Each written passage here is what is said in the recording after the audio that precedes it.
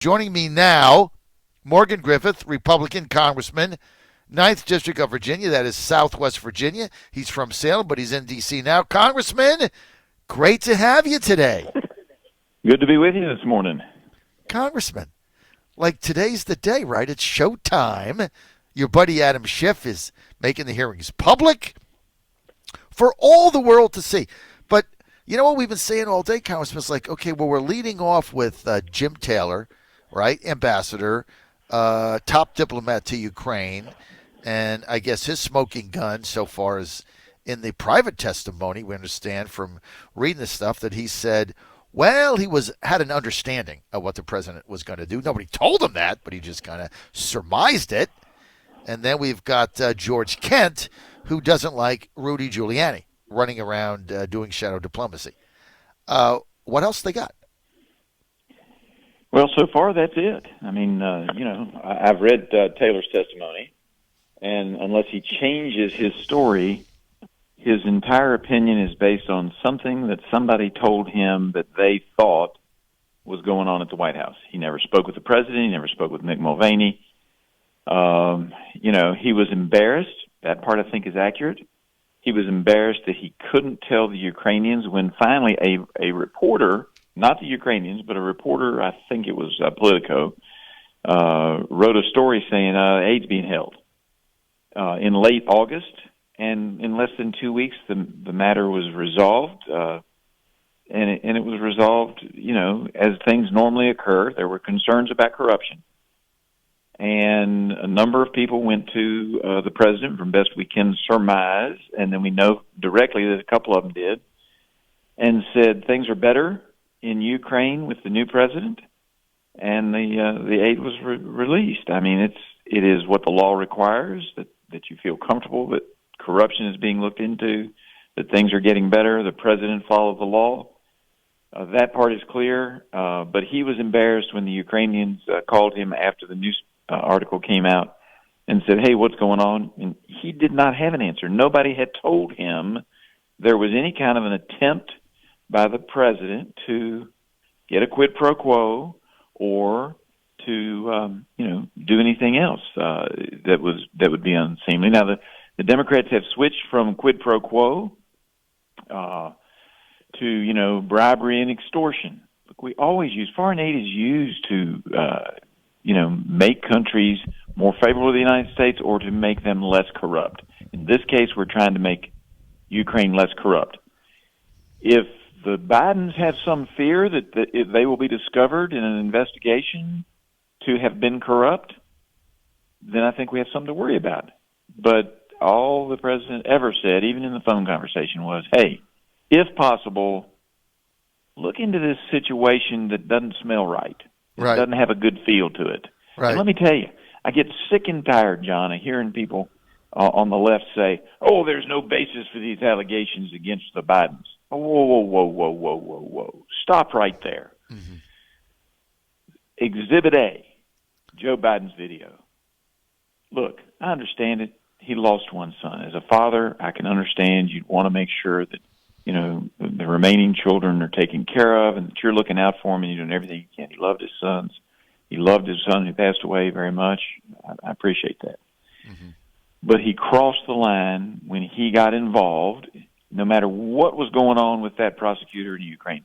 No matter if Burisma did nothing wrong, his son was being paid big money. He was flying around the world on Air Force Two like he's a private citizen, and he's apparently making deals in China and in Ukraine.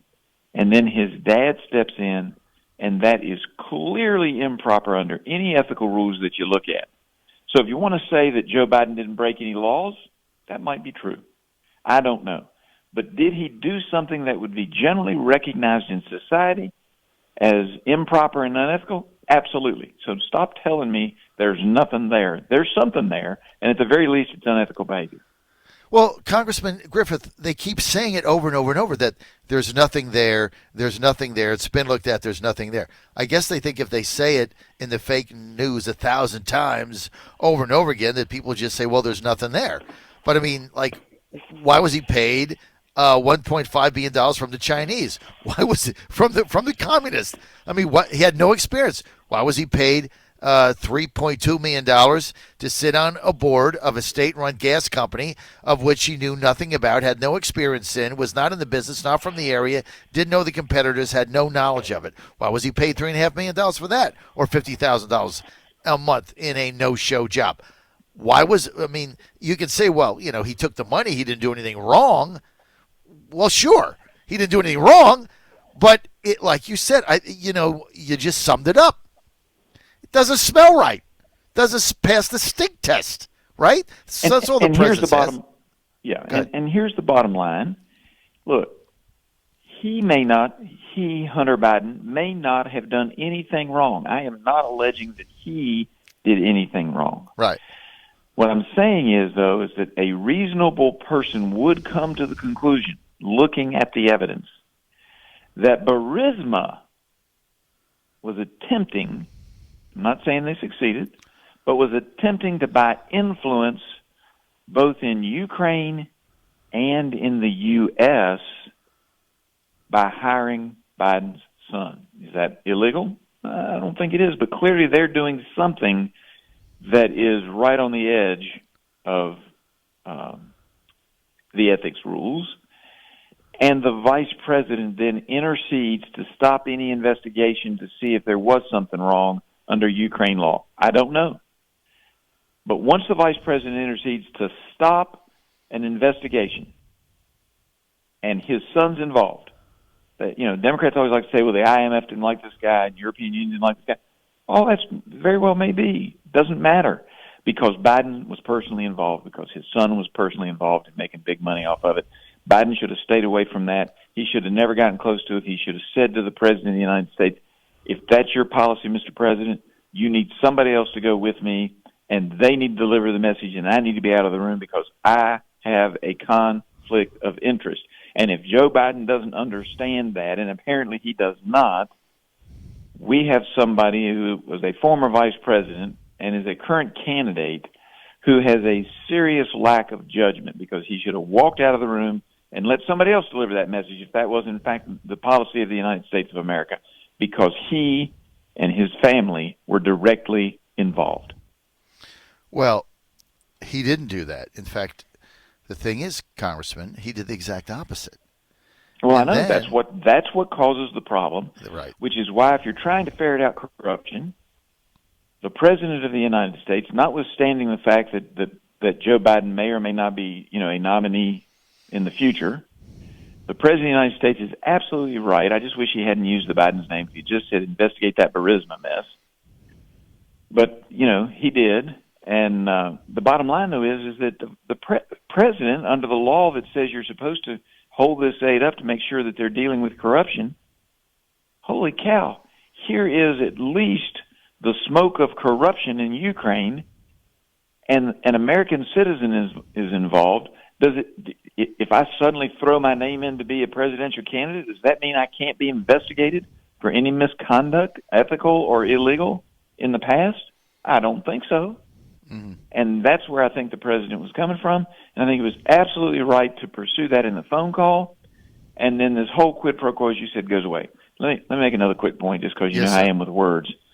So I was looking it up because they keep going, quid pro quo is Latin. I don't speak Latin. So I looked it up, and guess what? Merriam-Webster, the Dean of American English Dictionary, has a section or a website, American for New English Learners. And it has quid pro quo. So Merriam-Webster recognizes it as English. But more importantly, today's testimony with Taylor, they're using the word hearsay. Keep that in mind. Everybody it's all hearsay based upon hearsay. Would not be admissible in any court of law. It's innuendo and hearsay, both of which happen to be very good English words. Hearsay comes from Middle English into English at the time of the Norman Conquest. Innuendo goes back to Latin as well. I guess if we take out all the Latin words or words that had Latin derivatives, we'd lose about 40% of the words in our vocabulary. Right. But the Democrats don't like quid pro quo because, as you said earlier, they can't establish a quid pro quo. So they dropped instead it. of saying that, they've dropped that. Now they're just saying he was abusing his power by exerting undue influence on a foreign country. Right. And so... Well, every president does that. I'm sorry. Every Exactly. president does that.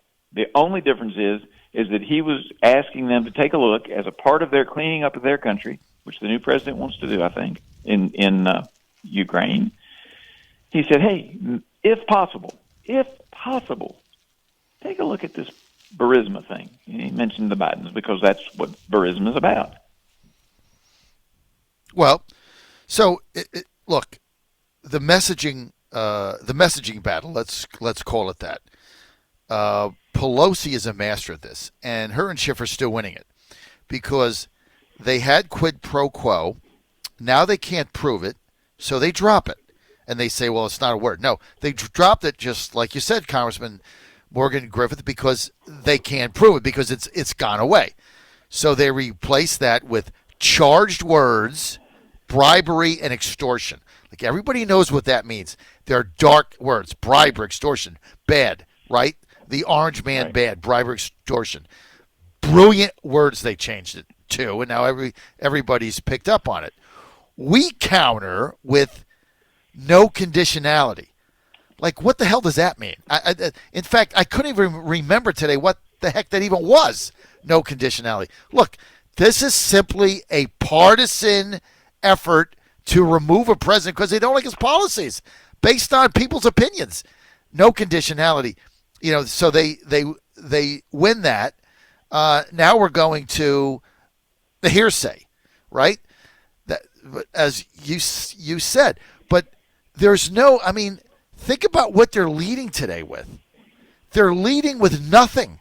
I mean, this is like the one day they're going to get, I would think, the lion's share of the audience, that people's going to start paying attention. Like, what is this? Like, what did Trump do?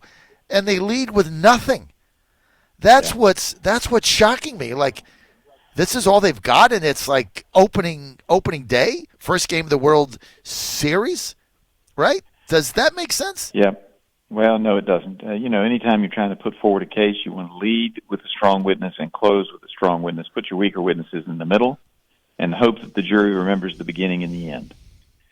If this is their lead and this is their strength, I heard from somebody who heard from somebody who may have talked to somebody in the White House. That's basically when you boil it down.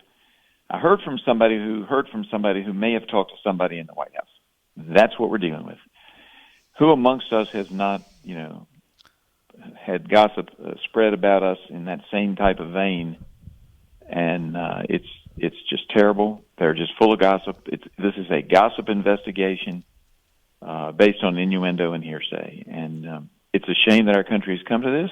And I will tell you what's really interesting is based on this standard that they are now setting, and this is bad for the country as a whole, based on this standard, there are going to be very few presidents who can't be impeached for something because there's nothing here. And day one, I don't think it's going to happen, but day one, if Joe Biden were to be elected president, he's impeachable because of his prior actions with Ukraine, because Joe Biden went a lot further than anything the president has said. He said, stop investigating corruption. Fire this prosecutor. And, he shouldn't have been involved because of his son being directly involved in the investigation. Mm-hmm. And that means if this is impeachable, that clearly is impeachable. And we've now set such a low standard on impeachment. It's just, I disagree with the president's veto of our bill. And while we can't get 2/3 of the House, we can get half the House to impeach him, so we're going to impeach him. And that's where we're at. I don't like his policies. Let's impeach him. And that's a bad standard for the Republicans. Oh, it's sick. I mean, it's just bad for everything. You're on the John Fredericks Radio Network. We are with Republican Congressman Morgan Griffith, 9th District, Virginia, from Salem. And he's got one of the largest districts in America. It goes from Roanoke all the way to the end of the state. You had to drive for miles and miles and days to get there to the Tennessee Bristol area. Congressman, you had the best line, though, and even our friends here at Bannon War Room was saying it the other day when you said one president stopped the investigation, the next president went ahead with the investigation for corruption, right? I mean, that's basically it. Absolutely. I mean, that was the best line of this whole thing, right? And because one administration stopped the investigation, the next administration felt it was incumbent that they tell the Ukrainians, go ahead, if possible, start the investigation up again. Being forced to stop the investigation, that sounds horrible to me. That's what the president said. That's right. That sounds horrible to me.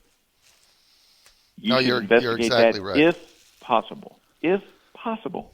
They keep asking, they keep trying to make it sound like the president was demanding this. In the conversation, in that telephone conversation, that's why the president keeps saying, read the transcript.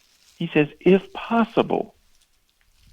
It's a suggestion amongst leaders. It's a suggestion. Yeah, or when he said, do me a favor, right? If possible. Yeah. Do me a favor, look into this. Take a look at this. Do me a favor is not a quid pro quo. People say that all the time. This is why I never got, especially in New York. Look, I'm from New Jersey. It's just part of your vernacular, right? Like I'll say, hey, do me a favor, Ken. You pop over to my suite at the Advance. It's like, if there's no quid pro quo, just do me a favor, right? Right. It's a matter of speaking. Chance, stop by, right? If you get a chance, I would say if you get a chance, right. President, you would say if you get a chance, I would say do me a favor. But you're from Salem, Virginia, and I'm from Northern New Jersey. That's the difference. It's just a difference in way in speaking, right? So the whole thing is ridiculous. All right, Congressman, I got to get to another topic. We have heard rumors that Pelosi, on the day of impeachment vote, which they're going to impeach the president, we believe, on 2 counts, obstruction of justice and whatever else they come up with. On the day of impeachment, we have heard that's the day they're going to vote on the USMCA, so they can give their Democrats cover that won in Trump districts like Spanberger, Luria, etc. Give them cover so they can vote for something positive while voting for something negative. Pretty shrewd move. Have you heard about that? I have not heard about that.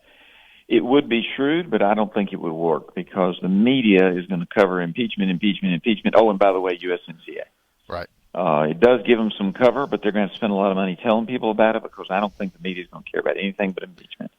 Now, they will throw it in. It'll be story number 3. First 2 stories will be on impeachment. Then they'll say something about the USMCA, and then they will go talk to, some leading Democrat or some leading Republican about what does this mean and what does it look like in the Senate. They'll probably track down Mitt Romney to get a quote that, he's going to take a very serious look at it. These are serious allegations. And, even in the Senate, some Republicans say this is serious. It's going to be Romney. Yeah, most likely. And the problem is that, they will lose I think they're going to lose a lot of credit on USMCA. But I do suspect that they'll try to get to it at some point in that time. And look, we need to get it done. There's some things in there that are not good, but there's a lot of things in there that help a lot of my constituents, and it's interesting. This is going to be, a feather in the president's cap, and maybe they're trying to hide that feather by doing impeachment the same day. Maybe that's their plan, but it won't help the Democrats any. All right, so look, we all believe this is going to be settled in the court of public opinion because right now the numbers of impeachment, they peaked at 50%. That's what freaked people like me out when we were blowing it off. It's like, oh my God, they're at 50%. It's not. That's the ceiling. Average polls that said 48 want them impeached, but now up to 46 say no. So, and you've only got 10%, 8% of people undecided. So, like, everybody's already staked out a position. If those numbers go down as a result of the public hearings and this fiasco, if those numbers go down, I'm not convinced it's going to pass. I'm really not because, if those numbers go from 48 to 42, I don't think people like Spanberger back it because she's dead, right? Well, she'll never win. Yeah, I think it'll pass. I don't think it matters what the numbers are. They'll assure everybody the numbers will bounce back. Right. Furthermore, it depends on what state you're in. Maybe you could do that if you're in Texas. The problem that Spanberger has is that she is in a state where somebody can file as late as, I don't know the exact date, but the first week of June this year can file. And you can file for the Democrat primary. I don't know if they're going to have a convention or a primary, but you can file for that as late as sometime in March or April, depending on what the apparatus and the Democrat side chooses. All of this will be out there, and if she votes against it, she might lose the nomination. If she votes for it, she probably loses the election, assuming that we have a viable candidate. So she's in a box. She's in a box. Spanberger's box. She's in an impeachment box. She votes for it. She's going to lose with a decent candidate, and there's a couple of them that I think are pretty good. She votes against it. She's subject to losing a primary. So you can't win for losing. Now, what's interesting is Elaine Luria, who I'm not a fan of. Just perfect disclaimer, not a fan. Luria has already said she's voting for impeachment, right? The evidence isn't even out. She doesn't care. She's already cast her lot. I'm voting for it. I've seen enough. I'm going to vote to impeach. That saves her not getting a primary challenge. But I'm predicting that Bob McDonnell is going to run for that seat. If he does run, he's the nominee. If he's the nominee, McDonnell wins. That's my prediction now. What do you think? Well, Bob is a dear friend of mine, and it'll be interesting to see. The Democrats will bring all that trumped-up stuff they brought up before. It's not going to matter. But in this environment, I don't know that it matters. And I'm just going to tell you, Bob McDonnell is one of the best men I have ever known. So I would welcome him in the United States Congress. I think he's going to run. I think he understands that this defeating Elaine Luria could make the difference in the one vote, one win could make the difference in who controls the House. And, they're going to throw all that stuff at him. It's going to backfire. Look, the guy got exonerated 8-0 in the Supreme Court. When does the Supreme Court vote 8-0 for anything, right? 8-0. Yep. I think he runs. I think he wins. Next time you're on, we have to solve the debacle called the Republican Party of Virginia. It's just a disaster, and hopefully you and I can solve it together. Congressman, I look forward to that. Meantime, though, I got to roll. John Fredericks Radio Network, thanks for being with us. Congressman Morgan Griffith. Rainer